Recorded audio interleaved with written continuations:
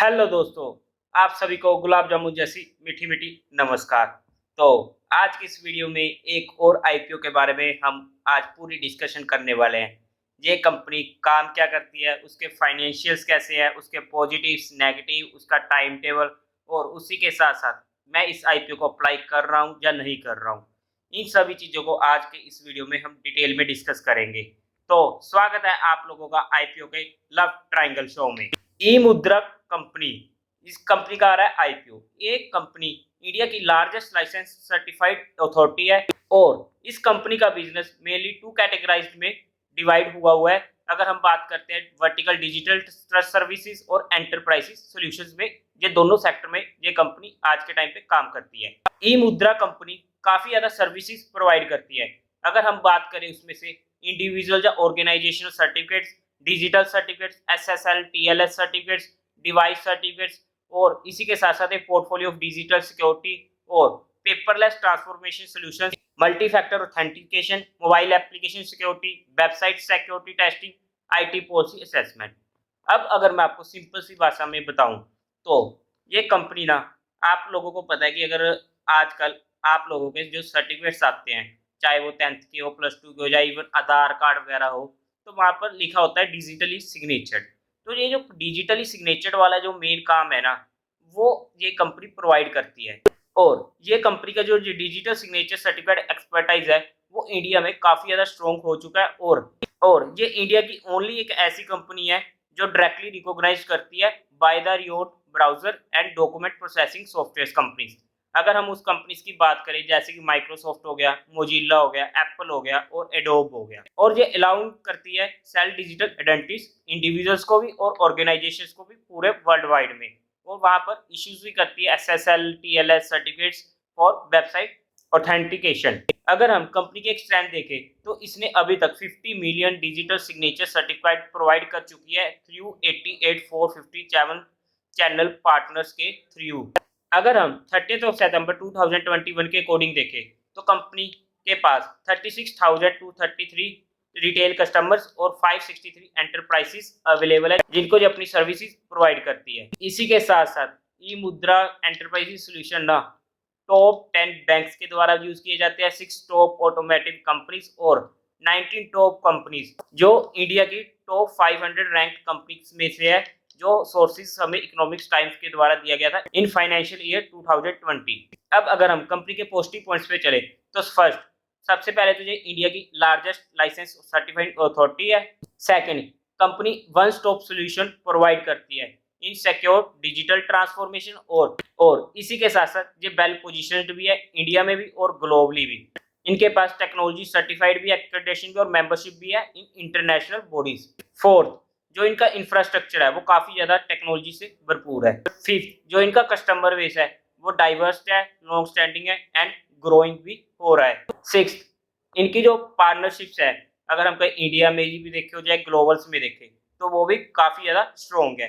और सेवन, इनके जो प्रमोटर्स है या फिर बोर्ड ऑफ डायरेक्टर हो गया या इनकी सीनियर मैनेजमेंट टीम होगी, वो काफी ज्यादा एक्सपीरियंस्ड और काफी अच्छी भी है। अब अगर हम फाइनेंशियल्स की बात करें तो सबसे पहले टोटल सेल्स 31 मार्च 19 में 120 करोड़, 31 मार्च 2021 में 158 करोड़, 31 मार्च 2021 में 191 करोड़, 31 दिसंबर 2021 में 254 करोड़। अच्छी खासी ग्रोइंग हमें देखने को मिल रही है। अगर हम टोटल वैल्यू की बात करते हैं तो 31 मार्च 19 में 101 करोड़, 31 मार्च 2020 में 116 करोड़, 31 मार्च 2021 में 132 करोड़, 31 दिसंबर 2021 में 138 करोड़। जहां पर भी हमें इंक्रीज देखने को मिला है, बट जहां पर हमें थोड़ी ग्रोथ कम दिख रही है। अगर हम प्रॉफिट आफ्टर टैक्स की बात करते हैं तो 31 मार्च 19 में 17.4 करोड़, 31 मार्च 2020 में 18.4 करोड़, 31 मार्च 2021 में 25.3 करोड़, और अगर हम लेटेस्ट 9 मंथ्स की बात करते हैं 31 दिसंबर 2021 में 30.3 करोड़। प्रॉफिट आफ्टर टैक्स में भी हमें अच्छा खासा इंक्रीज देखने को मिला है और जहां पर भी हमें अच्छी ग्रोथ देखने को मिली है। अगर हम कंपनी के फाइनेंशियल्स को देखें तो एवरेज टू गुड हम कंपनी के फाइनेंशियल्स बोल सकते हैं। आज और भी अच्छे हो सकते थे, बट फिर भी ओके हैं, कोई दिक्कत की बात नहीं है। अब अगर हम कंपनी के ऑब्जेक्टिव की बात करते हैं तो सबसे पहले तो इन्हें रीपेमेंट करनी है अपनी कुछ बोरोइंग्स की। सेकंड, इनको फंडिंग वर्किंग कैपिटल की रिक्वायरमेंट है। थर्ड, एक तो इनको इक्विपमेंट खरीदने हैं, और थर्ड, इनको फंडिंग करनी है ताकि ये अपने डाटा सेंटर सेटअप कर सके इंडिया में भी और ओवरसीज लोकेशंस में भी। फोर्थ, इनको एक्सपेंडिचर के लिए फंडिंग चाहिए, प्रोडक्ट डेवलपमेंट के लिए। फिफ्थ, इनको इन्वेस्टमेंट करनी है इन ई मुद्रा आईएनसी में, जैसे कि सेल्स हो गई, मार्केटिंग हो गई या फिर अदर रिलेटेड कॉस्ट जो हम इनको फ्यूचर में जरूरत पड़ने वाली ग्रोथ के लिए। और सिक्स, जनरल कॉर्पोरेट पर्पस। अब अगर हम आईपीओ के टाइम टेबल की बात करते हैं तो 20 मई को आईपीओ ओपन होगा, 24 मई को आईपीओ क्लोज होगा, 27 मई को अलॉटमेंट मिल जाएगी और रिफंड स्टार्ट हो जाएंगे 30 मई से। 31 मई को आपके अकाउंट में क्रेडिट हो जाएंगे शेयर्स और 1 जून को आईपीओ की टेंटेटिव लिस्टिंग डेट है। अगर हम एक लोट की बात करते हैं तो 58 शेयर्स का एक लोट रहने वाला है, जिसकी अमाउंट हमें पड़ने वाली है 14,848। रिटेल कैटेगरी में एक से ज्यादा लोट जहां पर अप्लाई करने का बिल्कुल भी यूज नहीं होने वाला है, क्योंकि ये आईपीओ आराम से ओवर सब्सक्राइब हो जाएगा। अगर हम प्री इशू होल्डिंग की बात करें तो 79.19 की प्रमोटर होल्डिंग है और पोस्ट इशू में 61.03% की होल्डिंग रह जाएगी। अब इसी के साथ साथ हम कंपनी की कुछ और डिटेल्स देखें तो 5 रुपीज पर शेयर का फेस वैल्यू रहने वाला है, 243 से 256 का ब्रांड प्राइस रहने वाला है और हमें तो अप्लाई करने 256 रुपीज। 58 शेयर्स का एक लोट होने वाला है, इशू साइज 412 करोड़ रुपीस का होने वाला है। साइज काफी कंट्रोलेबल है, यही हमारे लिए यहाँ पर एक पॉजिटिव पॉइंट भी हो जाता है। जिसमें से फ्रेश इशू 161 करोड़ का रहने वाला है, ओएफएस होगा 251 करोड़ का। बीएससी एनएससी दोनों पर लिस्टेड होने वाला है।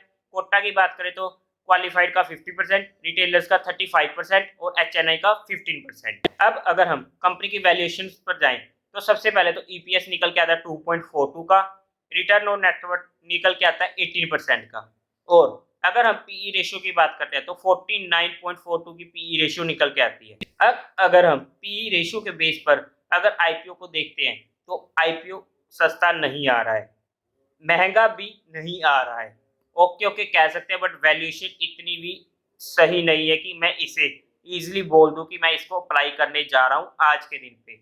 अगर मैं आज के दिन पे कहूं, मैं आज के दिन पे इसे अवॉइड कर देता, क्योंकि मार्केट का माहौल ही ऐसा बना हुआ है।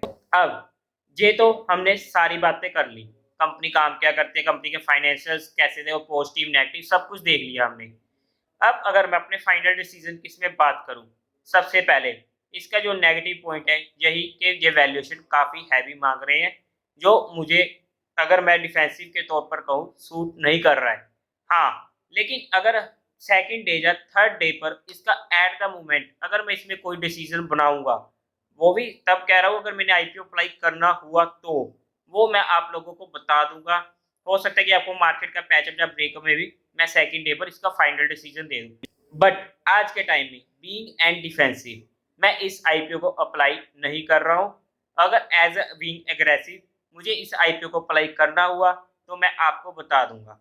आईपीओ बुरा नहीं है, कंपनी ओके है, कंपनी के फाइनेंशियल्स ओके है, कंपनी का साइज ओके है, लेकिन जो सबसे मेजर पॉइंट आ जाता है वो है वैल्यूएशन और दूसरा हमारी मार्केट की कंडीशन थोड़ी इस टाइम खराब चल रही है और जीएमपी में भी आज के टाइम पे कोई ट्रेड नहीं हो रहा है, तो इसलिए अभी के टाइम पर इसको मैं अवॉइड कर रहा हूँ। बट हाँ, अगर मैंने इसे अप्लाई करना हुआ तो मैं आप लोगों को बता दूंगा। उम्मीद है आप लोगों को ये वीडियो अच्छी लगी होगी, तो इस वीडियो को लाइक करें, शेयर करें और चैनल को सब्सक्राइब करें। Thank you very much.